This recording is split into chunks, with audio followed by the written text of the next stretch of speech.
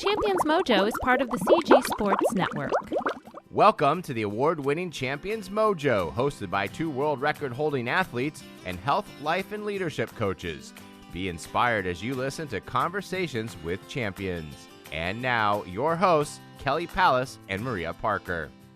Hello, friends. Welcome to the Champions Mojo podcast. And as usual, I am co-hosting with Maria Parker. Hey, Maria. Hey, Kelly. Great to be here today. It's great to see you. And I'm so excited for today's show. Not only is she a champion guest that people are going to love to listen to, but she is a friend of mine. So it's really exciting to have Rachael here. Hey, Rachael. Hi. And we're going to give Rachael her proper introduction and then we're going to chat with her. So today we have a show that is so compelling that we almost guarantee you will be glued to your listening device. It's riveting. I just had lunch with my brother and sister-in-law and told them, I'm getting ready to record a show that's so riveting. It's going to inspire you and it may even terrify you. So we're going to be talking with Rachael Lilienthal, a master swimmer who was attacked by a 9-foot alligator while swimming in open water in the Wekiva River near Apopka, Florida in 2015. Rachael lost the majority of her right arm in that attack and almost her life. Maria, can you tell us a little bit more about this brave champion? Sure, Kelly. It's been 6 years since Rachael's alligator attack and the loss of her arm. But that didn't keep her from winning gold recently in the 200-meter butterfly in the Rowdy Gaines short course meters Masters Classic meet. Besides being a talented swimmer, Rachael's a Spanish professor at Rollins College. And we've got lots of questions. We want to hear Rachael's story. So let's get started. Again, Rachael, welcome to the show. We're so glad you're here. Thanks so much. I'm happy to be here. Yes. So Rachael, just a little background for our listeners, because as I introduced you and I told you before, we have a lot of people on the show, but none that are like really good friends. So I heard your story when we were in a swim meet together several months ago. And at first I thought you were joking me that you had lost your arm about with an alligator. So we're going to hear all the details on that. But regarding this Rowdy Gaines 200-meter butterfly, I want to tell the listeners a little story about, I was on the deck. And if you don't know the Rowdy Gaines short course meters Masters Classic, it is one of the premier swim meets in the US. People come from all over. It was very well attended. This was just a few weeks ago. And Rachael is swimming the 200-meter butterfly. And after she swam, I was at the end of her lane cheering for her while she was swimming. And she did a fantastic job. And as I'm going past the the starter for the whole meet, I walked past him and he taps me on the shoulder and he said, "Is that your friend?" And I said, "Yes." He said, "Was she a swimmer before she lost her arm?" And I said, "Yes." He said, "Well, my goodness, she must have, her butterfly is so beautiful as it is. I can't even imagine what it looked like before." So you got everybody's attention at that meet. You swam this amazing race.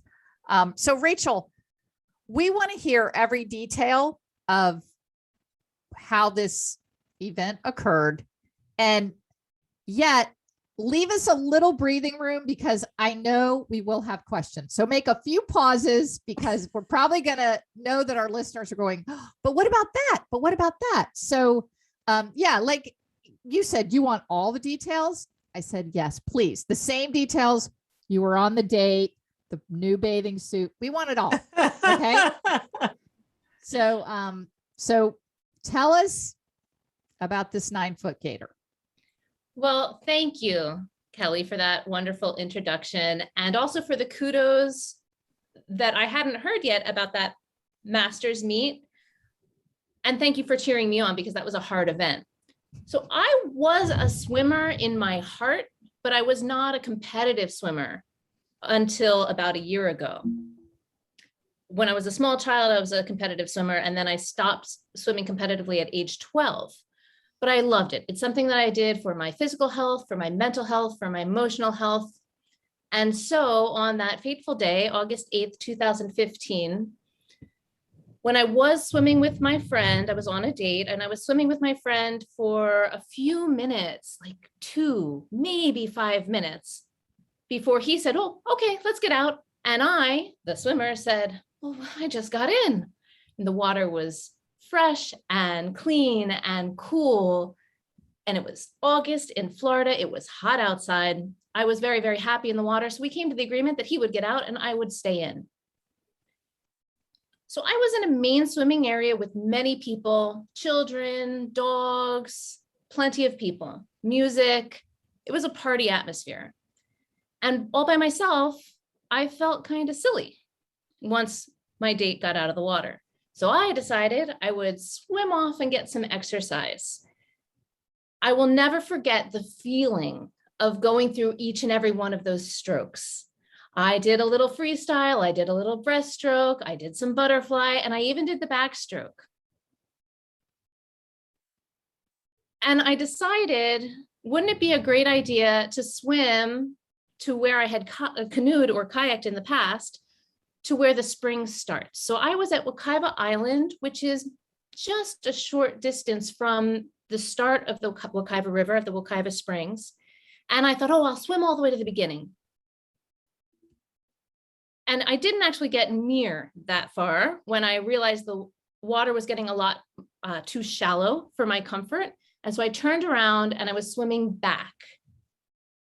Luckily, I wasn't that far from Wekiva Island where all the people were when I felt an alligator come across my back. Now, I did not believe it was an alligator at first. In fact, I just felt a scraping on my back and I thought it might have been a canoe, not looking where they were going. So I turned around, fully prepared to yell at somebody to watch where they were going, and something clamped down on my arm. I still didn't believe it was an alligator. In fact, I thought I couldn't think of any other logical explanation of what it might be, but it couldn't be an alligator. No way. I had just told people that I wasn't afraid of alligators. I had just told people, no. Alligators are afraid of people. Alligators feed at night. Alligators only bother you if you bother them. I'm fine. I've said the same thing to my kids. I had literally just said that. So I took a moment, I was still pretty calm, and I touched whatever was on my arm, and it felt reptilian. So if it was reptilian and it was in a river in Florida, then it had to be an alligator. There was no denying it. And so now what? Rachael? Mhm. Okay. So there was, if I recall, when you first told me this story, tell us about the boys that teased you about an alligator and you thought you would turn around, and then tell us that little part of it, because I think that played a little bit in your bravado. Absolutely. My ego had taken over. I wasn't really sure how far I was going to swim when I left my date, when he got out and I stayed in. I thought it would just be for a little while. And I swam up to a bridge, which is in view of the main swimming area. And I thought, oh, maybe I'll turn back. But then I thought, I love bridges. Let me go under the bridge. And as I was going under this bridge, I felt a little bit icky, a little bit, I couldn't really identify what it was, but I said, well, I'll just go under the bridge and then decide if I'm going to continue further or not. And a canoe with 2 boys came under the bridge, and one boy said, you know, we saw a big alligator not too far away. And I turned around just as fast as I could, and I started swimming fast. I had been swimming for pleasure, now I was swimming for speed, swimming fast back towards the main swimming area. Then the other boy said, oh, he was only kidding. There's no alligator. And at that point, I thought, of course not. It's a crowded day. There's millions of people around. There's not going to be alligators right now, right here. And my ego took over. I completely forgot about that feeling I had been sensing. I hadn't fully digested it. I hadn't fully analyzed it, but I completely forgot. Actually, I forgot until months later when I first sat down to try and write down the story. That is when the memory came up. And I was like, oh, right, somebody warned me. But then somebody turned around and said, it's not true. And I was angry at the boy, and I just said, oh, I will swim. And that's when I actually thought, I'll swim to the beginning of this spring.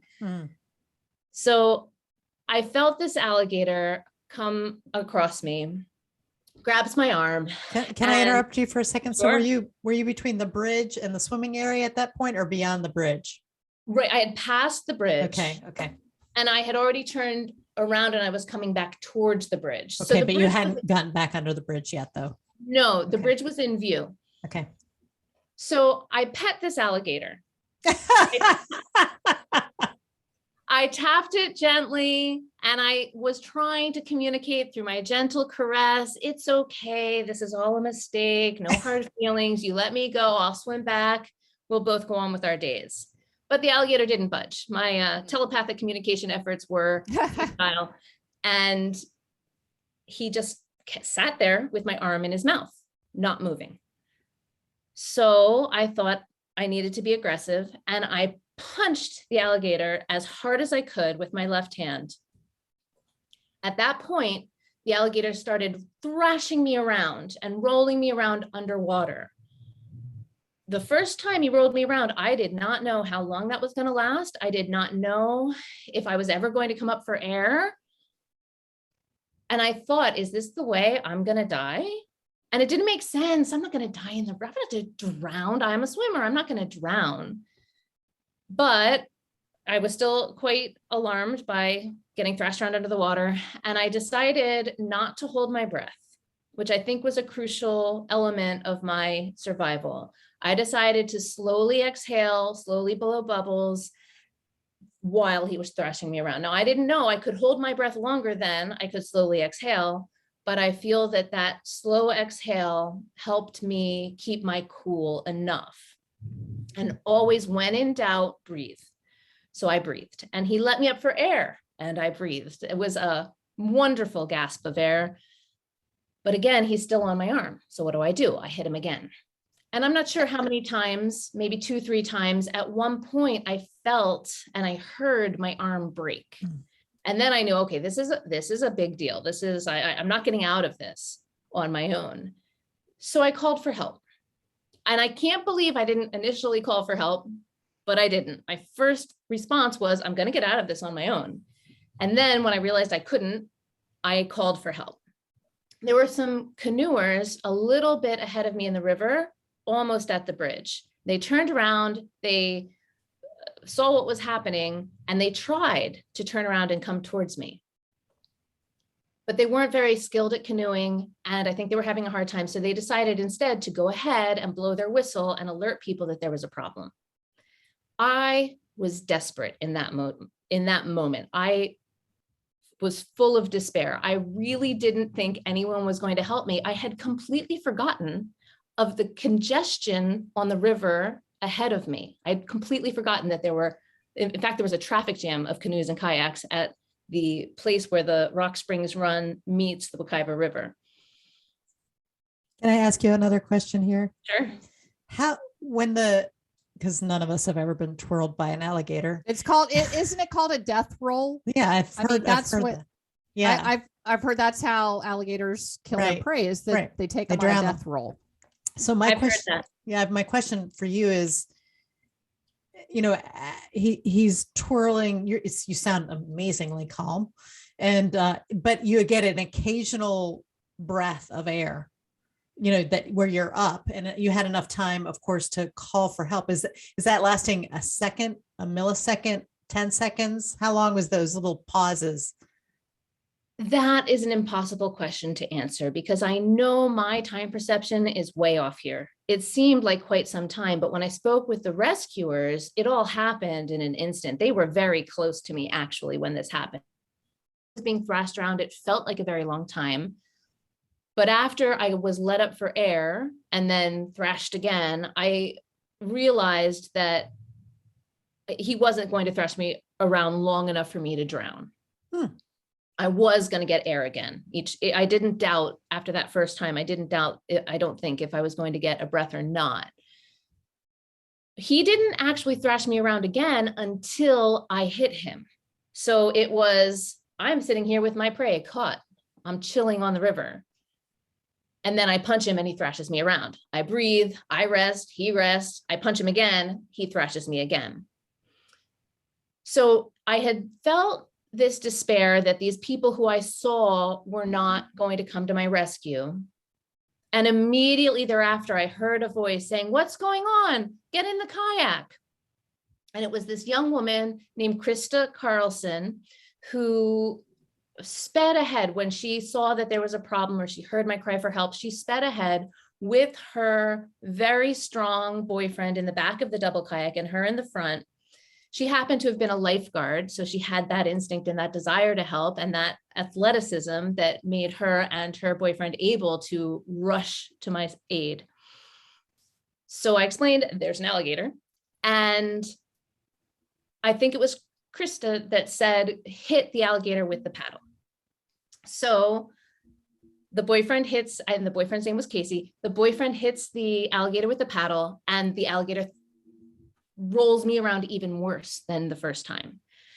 I think that my puny little fist was no match for that paddle, the extension of this strong young man. So he thrashed me around more. And this happened a few times. Again, it was hit the alligator with the paddle, punish Rachael, rest, repeat. At one point, the alligator tore off half of my bathing suit. So I'm aware now that my new bathing suit has been ruined and I'm wearing half a bathing suit. Pause, breathe, rest, thrash again, repeat. And this time the alligator takes my entire bathing suit. Now I'm completely naked. And I believe it was at that point where we were all thinking this is futile. This is, maybe we need more help. This doesn't seem to be going anywhere. And so Krista had the idea of hitting the alligator between the eyes. So she told her boyfriend to try and hit the alligator between the eyes, which worked. The alligator swam off and I was in bliss for a nanosecond when I realized that my arm was gone with the alligator and I was spewing blood, little, pss, pss, pss, little spurts of blood coming out of my arm, the nerves visible, this yellow tube kind of thing, just like in a cartoon that you see when a limb has been severed, there's these little tubes that come out and there's this spewing blood. So that's when I kind of lost my cool. At that point, Krista's mother and father had arrived on the scene and they took over the effort of towing me, and Krista and her boyfriend went ahead for help. I don't think they knew about the canoe who had already gone ahead for help, but they also were able to give more details about what was happening. So the mother and father recruited some other people on the river. There happened to be an Eagle Scout with his girlfriend on the river that day. So knowledge about the canoe, again, athleticism. And the mother, Haley Carlson, actually held my arm tight to do her best at giving me a tourniquet while they towed me. So I was being towed. I had my arm here and she had my arm. She was holding my arm and her husband, Jeff, was paddling.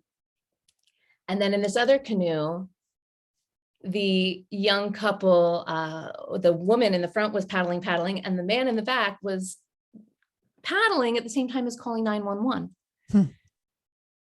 And so they towed me to safety. They towed me back to the dock. And it was a long time. It felt so long. At one point I thought I can get there faster myself because it was quite difficult to coordinate these two vessels with not full paddling power and this burden of me in between. It was quite difficult for them to maneuver. And I thought I can just swim ahead. And they said no. So when I got to the dock also, I remembered where the ladder was and I thought, okay, well, just a little bit further and I can get to the ladder. But they stopped as soon as they got to the dock where there were people waiting. And there was this extraordinarily strong man waiting to get me out of the water. He reached down to the water, which was well below the level of the dock, 2 or 3 feet, I think, below the level of the dock. He reached down, he grabbed me by my left arm, he pulled me up and he laid me gently on the dock. I think that was an amazing feat of strength. And the fact that he was there to do that was a mini miracle.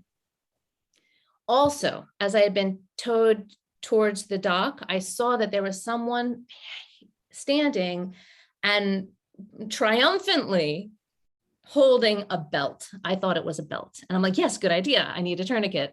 A belt is a good idea. So I'm now on the dock. Very quickly, people realized that I should be covered. So people sacrificed their towels and covered me up. And there was a lot of commotion and people talking. And somebody said, oh, I'm a nurse. And I said, I saw a tourniquet. Very, very quickly, probably it was already in the process, but very quickly someone came, put a tourniquet on me. And it turns out that it was actually a medical grade tourniquet. The deputy who happened to be working security that Saturday at Wekiva Island, he had anticipated the need for a tourniquet a few years prior. He watched the Boston Marathon bombing and saw how many lives and how many limbs were lost, in part because people were using torn up shirts and pants and anything they could get their hands on instead of proper tourniquets. So he had this idea and he petitioned his superiors in the Seminole County Police Department. He petitioned his superiors to get tourniquets for everybody. And I forget the number right now, but it was, I want to say $60,000 is how much it cost for a medical grade tourniquet for every emergency worker in Seminole County. But he had his in his car that day. He was working security. They don't pay cops enough. And he had to have a second job. And in his car, he had his cop equipment. And he's the one who made it happen. He's the one who made it happen. And he it can't be a coincidence. It can't be. Can I ask you another question? So while you're being towed to the dock, are you talking to the people? Are they talking to you? Are you feeling shocky? Are you passed out? No, I'm not. I'm lucid the whole time. I don't remember everything that I said, but I am told a few different things. One thing that I remember them reporting is that I was talking about my car.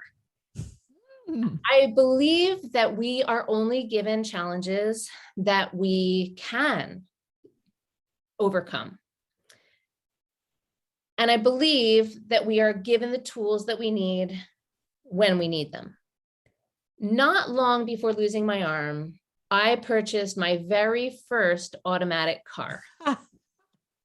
I learned how to drive on stick shift. I always preferred purchasing stick shift cars. I did have one automatic car that was an old beater that didn't last very long, but if it was a new car that I was intentionally choosing for myself, it was manual.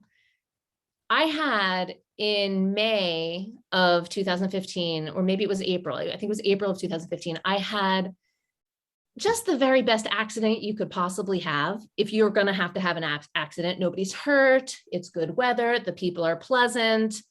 My car was damaged enough for me to get a large amount of insurance money for it to fix it. And I used that as a down payment on my new car. I already had my car for about 10 years. I was thinking about getting a new car anyway. So it really worked out nicely. And I happened to choose an automatic car. So while I was being towed, that is one story that I told my rescuers. Well, at least I have an automatic car, because how would I drive stick shift? And how hard would it be to go car shopping in addition to everything else while I was recovering?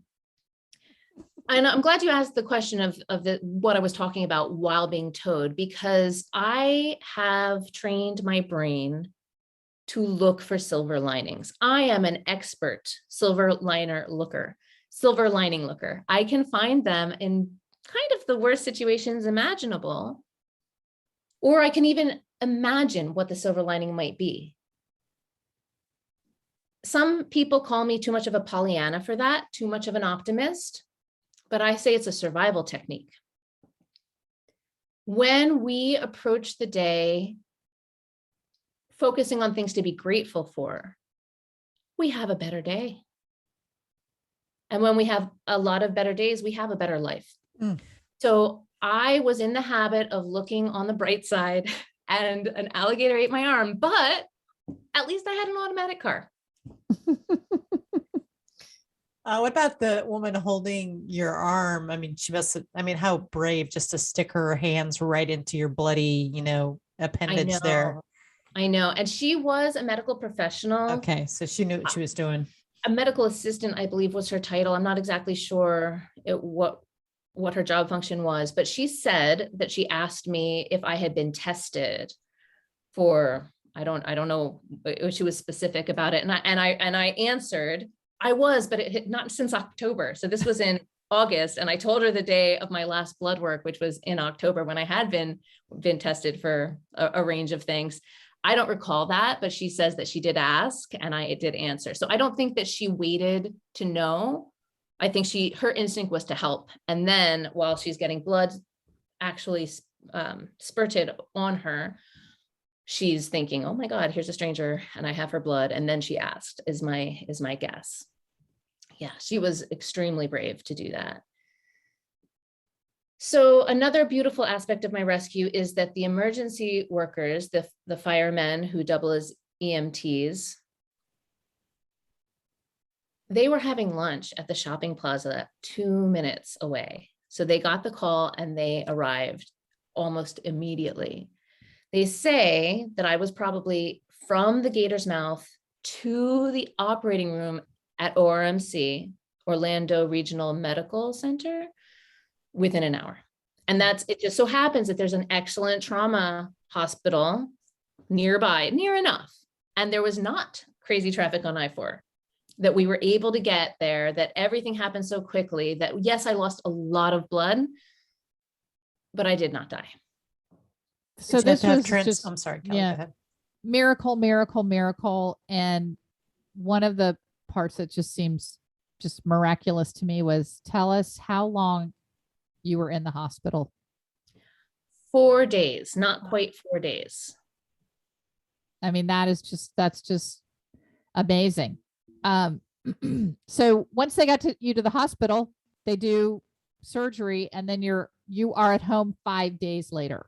Right. 2 surgeries. Yeah. 2 surgeries. So tell us what your mindset was looking at this new life. Like, I know one thing, we, can't even fathom the changes that this has put in your life. I found out just one small one. I'm standing there at the meet and we get a beautiful free cap in the Rowdy Gaines goodie bag, and it's wrapped in plastic. And there's my friend Racheal trying to get this cap open, and you have it tucked under part of your arm that's left, your right arm, and your left arm, you're trying to pluck this, the plastic out of the thing. And I'm like, can I do that for you? I grabbed it, opened it up, threw it at, here's your cap. And you were like, thanks. But it was like, you were just cruising on. You were going to open that thing, which was hard for me to open. Isn't it a pain to open half the things plastic that we have to open these days? It's really true. With 2 arms, so that's just like the tiniest little thing. But tell us like how you looked at, wow, my life has changed. Well, at the very beginning, I didn't understand how dramatically my life had changed. And I'll use the excuse of being on morphine in the hospital that maybe my judgment was so impaired. But the semester was supposed to start in 2 weeks' time. And I'm very lucky to have a supportive department where I work. And a lot of people from my department came and visited me. And the chair at the time, the chair of the department came on my first day. It was a Sunday. A lot of people came to visit me that Sunday. And my chair of the department came, and she hadn't thought about what implications did this have on my professional life. She was just coming to visit me in the hospital because, alligator ate my arm. And I told her that I had been thinking of ways I could get classes moving, that I could have perhaps a volunteer student be a secretary and write on the board. And I had been strategizing, how on earth can I teach my class? And I had some solutions that I thought of. I had not thought of, how am I getting myself dressed? How am I getting in my car and driving across town? I had not thought of those details, but the actual running of the class, I was going through my brain and trying to figure out, how was I going back to work in 2 weeks' time? After that conversation, I guess my boss talked to HR, and I was not going back to work in 2 weeks. That was absurd, which they realized I did not. And so I was given the short-term disability, and I ended up taking off that semester. They canceled one class and they were able to find substitutes at the very, very last minute. They were able to find adjuncts to teach 3 classes. So yes, I did not go back to work, but I thought immediately, how can I modify things to still do what I need to do? I think that the idea of giving up was just never on the table. It never really occurred to me that I could just give up. Now, certain things, as I was recovering, certain things that I asked for help with, I didn't know that I'd ever be able to do them. For example, opening up things. I had an occupational therapist who came to my house a few times a week. I think maybe 2 or 3 times a week for the first few weeks while I was at home, while I was homebound, just to get myself functional, really. And one of the things was envelopes. And I said, should I just have somebody else? Should I wait for somebody else to open up my mail? And she said, oh no, you're going to have to learn to do that yourself. And when I was struggling with some other thing, I remember her saying, well, right now you can't use it, but you will be able to use your right arm, which to me sounded unthinkable because I was in so much pain. And it was, bandaged up and swollen, and there was no way I could use it at that time, which she acknowledged, but I would be able to. Oh man, I can use it now for so many things. So in terms of opening up that cap, having it in my armpit and trying to open it with the other hand, that would be the first attempt. And second attempt, if I really wanted to open it, would be use my teeth, although I try not to do that in public, and I try not to do it too often, just because God forbid I break a tooth. And in terms of figuring out other things, it takes time. At the beginning, I was incapable of putting a pillow in a pillowcase. I could make the rest of the bed. I could put the fitted sheet on. I could put the top sheet on. I could throw the blanket. I could do all of that. But putting a pillow in a pillowcase was out of the question. Absolutely impossible. And now I can do it. It takes a lot of effort. And I still sometimes ask for help if help is easily available, but I can put pillows in a pillowcase now. So little by little over time, I'm becoming more dexterous. I'm becoming stronger, and I'm able to do almost everything. And then the other things that I'm maybe not able to do, I have let them go. Like what?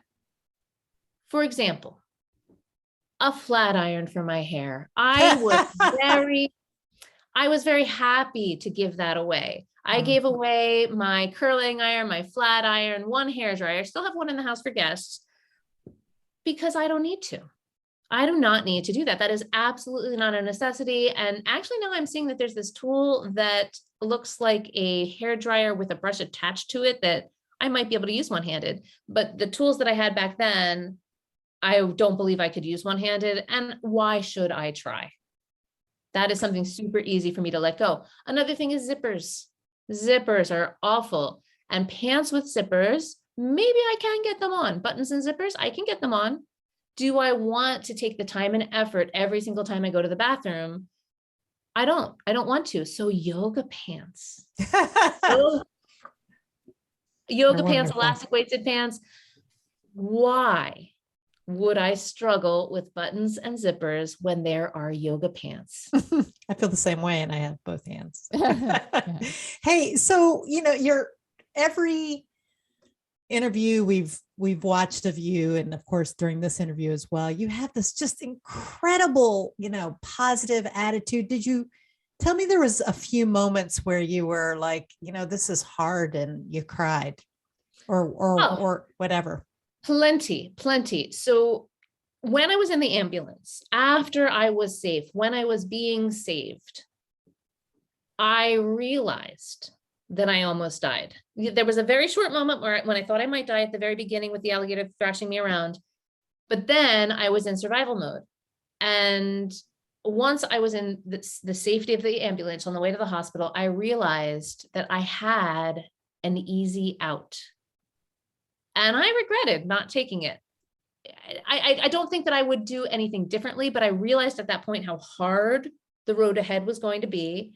And just that thought of, oh my God, I had an opportunity to step out of this struggle, which life is beautiful, but life is also a tremendous challenge. So I did have that moment of, oh my God, I had an out and I didn't take it. Then in the hospital, that night, I believe I was out of the surgery maybe 7 to 9 o'clock at night, something like that. It was already dark out, if I'm not mistaken, or getting dark by the time I was in my hospital room. And I was very angry with myself for swimming outside of the group, swimming in a river where I do know that there are alligators in the Wekiva River. Obviously, it's Florida fresh water. And I forgot the fact that I had swum on multiple occasions in that river without getting eaten.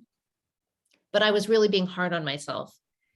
Then the next morning, one of my first visitors was a friend of mine who I do a lot of outdoor adventuring with.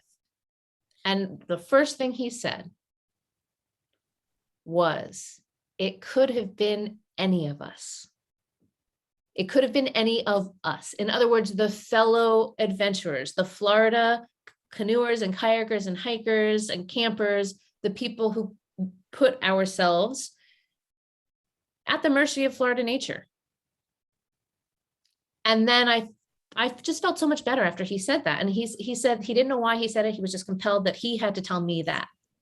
Not, oh, how are you feeling? Or just, it could have been any of us. And yeah, it could have. And this is not the first time that I have swum in a river.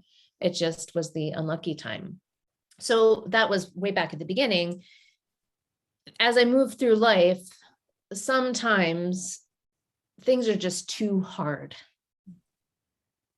Sometimes I may be trying to do something that I could do with relative ease, or perhaps with difficulty if I had my two arms. And I'll say to myself, or I'll say out loud, hopefully the neighbors don't hear, this is too hard. This is too hard. And usually at that point, I'll realize, yeah, this is too hard. Leave it. Someone will fix this later. You don't have to do this. You don't have to do everything. Recently, on trash day, the trash can had, I don't know what the sequence of events was, but by the time I got home, trash can had water in it and was on its side on the ground. So I tried to lift it up, but because of the weight of the water, I was not able to. And so what I did was drag it out of the street and leave it in my driveway. And don't you know, someone saw that and someone lifted that garbage can up. I don't know who it was, just a kind neighbor who saw something that could be fixed and fixed it. I didn't even have to ask for help, but certainly I could have waited till there was someone around and asked for help with that. And that's what I do. I ask for help for things. And I've found so many assistive devices that help me get through my day. So I use, for example, a fabric cutter to open up packages at home. It's not for plastic and paper, but it works. So how about the swimming? You're a champion swimmer with 1.5 arms. And I don't really feel like a champion swimmer. Oh, Rachel, your butterfly is beautiful, and you beat several people in the 200-meter butterfly. Yeah, you're not going in circles, so you're doing something right. I can't do one stroke.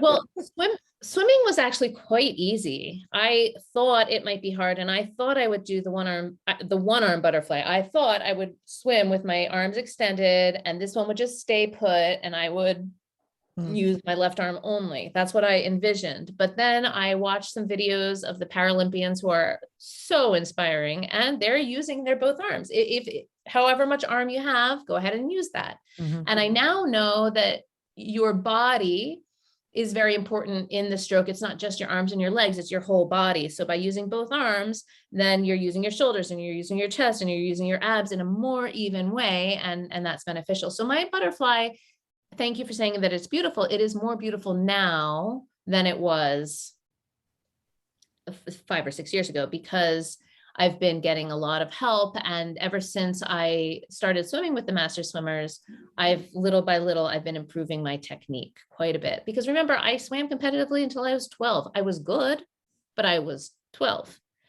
And after that, I was a lifeguard. I was a swimming instructor. I was a lifeguard instructor, but I was not a skillful competitive swimmer. I swam a lot of distance, but I swam pretty slow.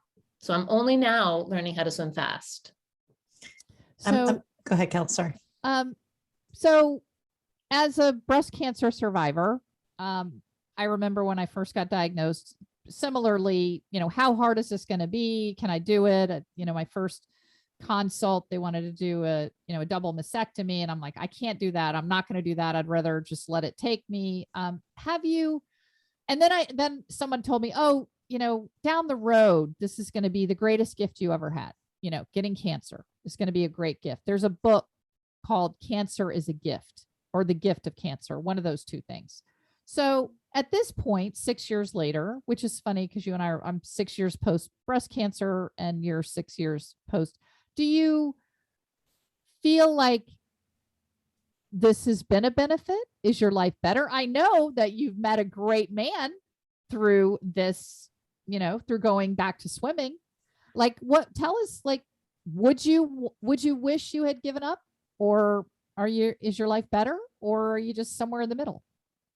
There are so many what ifs and who knows that it's really hard to say.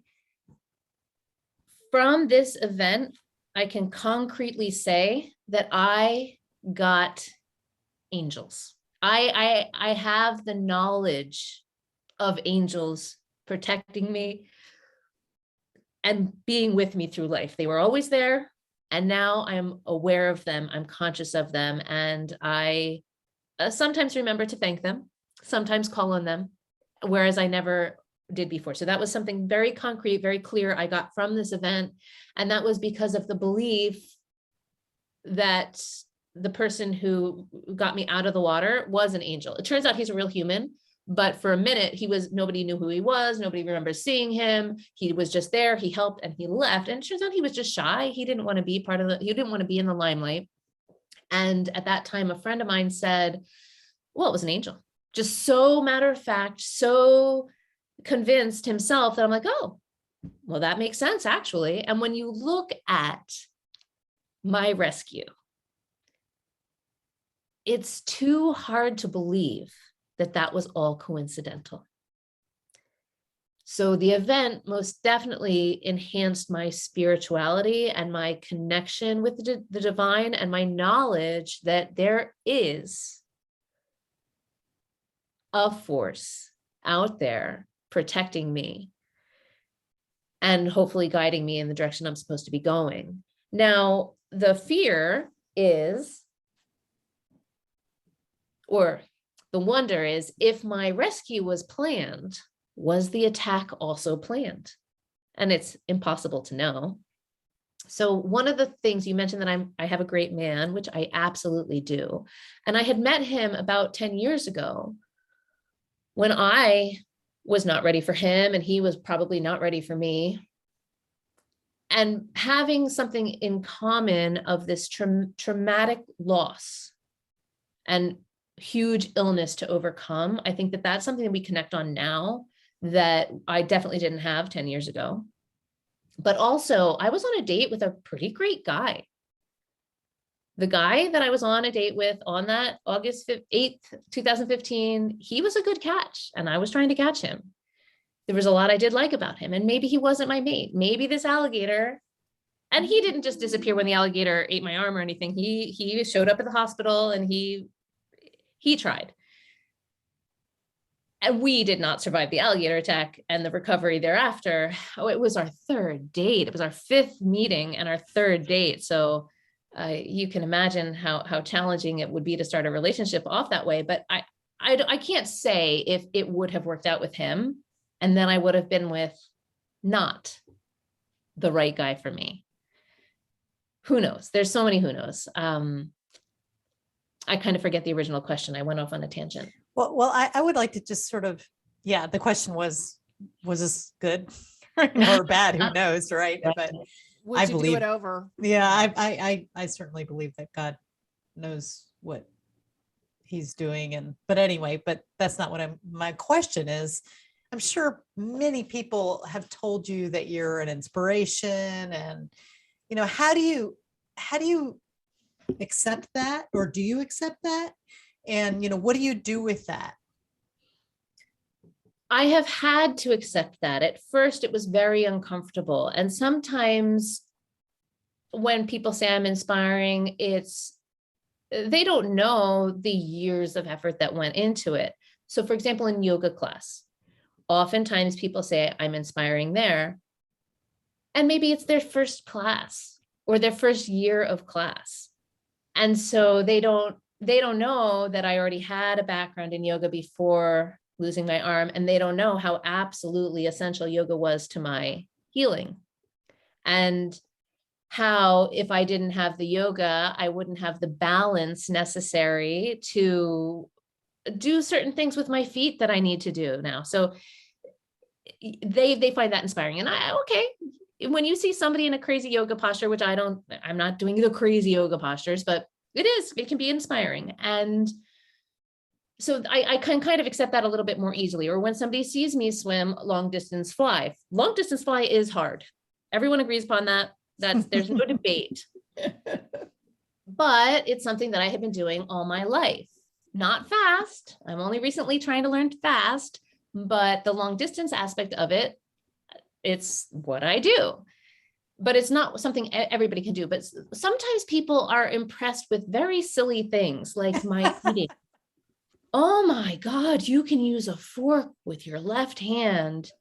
Yep. That was not a challenge. that wasn't hard. So it depends on, I think, what they're looking towards, but the idea, oh my God, you can do your job, even though you lost your arm. Well, thank God I'm not a waitress anymore. Yes, I do have a job that one can perform with one hand, luckily. And I don't really appreciate that aspect. I feel like, well, what do you expect? I'm just going through I'm eating and I am working and I'm doing the best that I can. So that's a little bit awkward when people are inspired by those little things.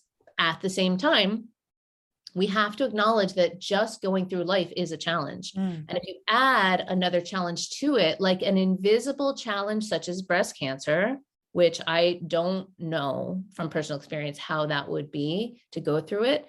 And there must be times when a cancer patient is visibly ill, but there's a lot of times when it's a silent and invisible struggle to the outside world. We don't know what people are going through. So I have a visible impairment. I have a visible challenge, and I have a traumatic story that grabs people's interest.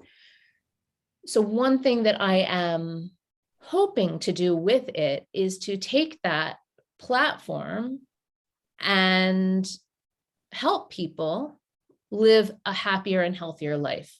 So I happen to have a lot of tools prior to my attack. I had a lot of tools that I had been developing over years, and some that I had just recently acquired that helped me get through the recovery. So one of my goals is to share some of those resources, some of those tools with others that hopefully you can learn to live a healthier and happier life before you have a traumatic event, so that you're not learning to get by and also all of a sudden learning how to take care of your own health and wellness. That's one challenge. Actually, I just today, inspired by going on this podcast, in fact, I started a YouTube channel and I posted one video. It is not a great video. I have been paralyzed, I guess is the word, or I've been held back is a better word. I've been held back from posting videos because they're not great, because the lighting's not good, because I don't look good, because I didn't say the perfect thing. And so I've tried to make videos a few times in the past, and I never did anything with it. And so I created the channel, I posted a video, and it is one healthful and easy recipe. And my idea of what I want to share is, if I can do it, you can do it, raw food videos, because it takes time and energy to create any kind of healthful meal in the kitchen, whether you're cooking or whether you're preparing raw food. It takes time. And a lot of recipes that you find are very complicated. And I've simplified things, and I'd like to share my solutions. And if it means that one person has one extra healthy meal in a week, then that's a small help. That's beautiful. I love that. Yeah, Rachael, that is just fantastic. Well, we have a little fun round that we play at the end of each show with each guest. But before we go to the fun round, is there anything that we have not asked you that you would like to share with our listeners? And maybe it's the name of your YouTube channel. I don't know. Well, the name of the YouTube channel is Racheal. My name is spelled with an extra A, Rachael, raw food. Racheal Raw Food. Pretty simple. And I do hope to be adding more videos to it. There is one thing that I don't know for sure if it has any relevance to this particular story. But a word of caution and advice to people in the world out there: don't feed the wildlife. There's no way to know if this alligator had been fed, but it is a hypothesis because it was in an area where there were a lot of people at a bar, a lot of drunk people, a lot of tourists, people doing stupid things like feeding alligators. And alligators should be afraid of people. But if they associate people with food, they lose that fear. And again, I have no idea if this alligator was fed. There's no way to know that. But in general, it's a bad idea to feed wildlife. And even a bird, if a bird is dependent on you for food, what happens when you're not there feeding it anymore? So that's something that I became aware of after this attack, and just a suggestion, especially seagulls at the shore, please don't feed those. They're quite addictive. I couldn't agree more. There's a beautiful park that I walk in, and people feed the squirrels so often now that it ruins my walk around the park because the squirrels charge you. Yeah. Like they literally, you have to shoo them away because they're crawling up your leg to get food. Yeah. And then another one, there's a beautiful mountain called Beach Mountain in North Carolina, which is overrun with deer because people are just feeding the deer, and they're developing a weird disease from eating human food. And the people think they're doing something great for these deer, and they're actually being, it's causing something called blue nose and or something along those lines. But those are just two examples directly in my life, and I'm a city girl. So yeah, I totally agree with you.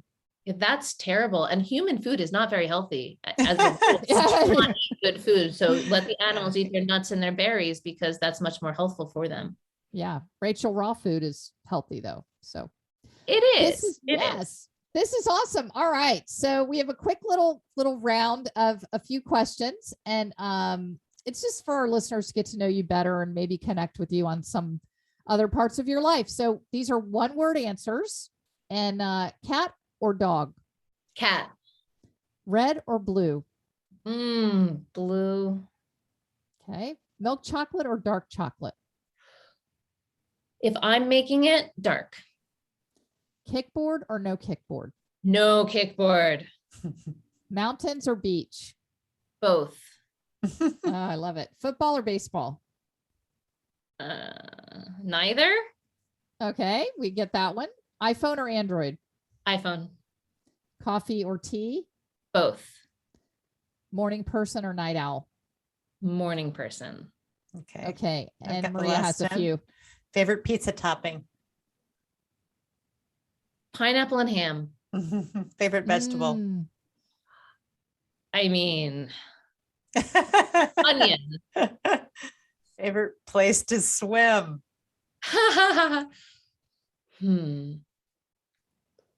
Lake Quicocha in the mountains of Ecuador. Wow. Oh, that's a great answer. Actually, it's pretty cold. It's actually very cold. That's not a good answer. Well, there's no alligators up there, I don't guess. True. How do you relax? With breathing, if I need to, on the fly, if I need relaxation with breathing. What's your shoe size? 8. Okay. What's your favorite Star Wars character or Harry Potter, whichever? Oh speaks to you? boy. Han Solo. He's so sexy. I know you can cook. What's your favorite thing to cook? Or not cook? Prepare, I guess, in your case. And chocolate. What word comes to mind when you dive in the water? Free. Ah, Beautiful. Rachael, this has just been so incredible. We're just really grateful for you Thank spending you so time with much. us. You Oh, tell thank you. your It's been a story. pleasure. It's so beautiful, and your whole, being is just beautiful. Thank you very much. Thank you. Take care. You too. It's now time for the takeaways. Maria, you and I have heard the takeaways are the best part of the show. That's right, Kelly, because the takeaways are curated information, which is what we give to our clients when we coach them. If you would like to take your performance to the next level in health, life, or leadership, go to our website and schedule your free 30-minute consultation. Yes, just click on our coaching page and book there. We're looking forward to bringing out the champion in you. And now, the takeaways. Oh, Maria, our takeaways for Rachael Lilienthal. Attacked by a 9-foot gator, loses the majority of her right arm, and she was right-handed. Just what a story, what an inspiration, so much there. And I love the story. I'm so inspired by it. And what's your first takeaway? Yeah, I mean, don't listen to the takeaways, listen to the story. It's amazing. Yes. but if I have to have a takeaway, the first one, one of the things she said is that she looks for silver linings. And when you listen to her in the interview, you'll get the impression this is a woman who really tries to see the positive in things. But her little expression was, if you look for silver linings, your day is a little better. And if you have a lot of little better days, then you have a better life. That's like, I think that's so good. I mean, gratitude, it's so, everybody says it, but she lives it.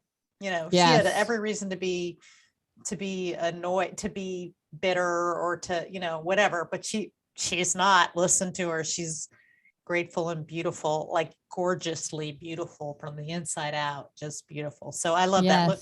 Look for silver linings and put a whole bunch of them together, and you're going to have a better life. Yeah. Even as she realizes she's lost her arm, right? It's spurting blood, and her nerves are out, and she's being dragged to, be rescued. The doc.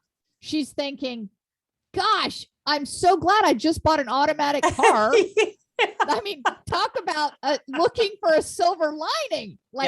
That's just amazing. So I love the silver linings part. So I loved this part where she said, life is hard, no matter what. Right. You may see someone, like she said, she visibly has a disability with her arm being gone, but people are walking around with all kinds of, mental health. We talk about that all the time. Right. You can't see what people are suffering from always. Sometimes you do, sometimes you don't, but that life is hard. And so she said she sometimes gets people when she's in yoga class, like, wow, I can't believe you're so good at yoga. She's like, she was really good at yoga before she lost her arm. And so this goes, this I relate to so much with my breast cancer, that be ready for life to be hard. Mm-hmm. Be ready, have your mental skills, have your body in shape, have your mind in shape, have your life in shape, because guess what? Life is going to throw really hard stuff at you. It's not a matter of if, it's just a matter of when. We lose people, things happen. If you are ready, you will get through things so much better. And I just, think about my breast cancer, where I was in really good physical shape. Mm-hmm. And so I returned to really good physical shape. And of course I was mentally tough from swimming. I mean, I think athletics makes you mentally tough. Yeah. And so it wasn't something that just knocked me to my knees, because I was prepared. And Rachael was doing yoga. She was eating right. She was seeing the silver linings. And so she has this, horrible thing happen to her, and she's, going to use it to be even more amazing than she was. So I love that. Yeah, that's a really, really great point. Because as you say, it's not if, it's when. Yeah. So, and my next takeaway kind of is a piggyback on that. When she was telling the story of being twirled by the alligator, she said she made the decision to exhale rather than hold her breath, whether that was, the right thing or not to do. I think that was really symbolic of, what do you do when that bad thing happens?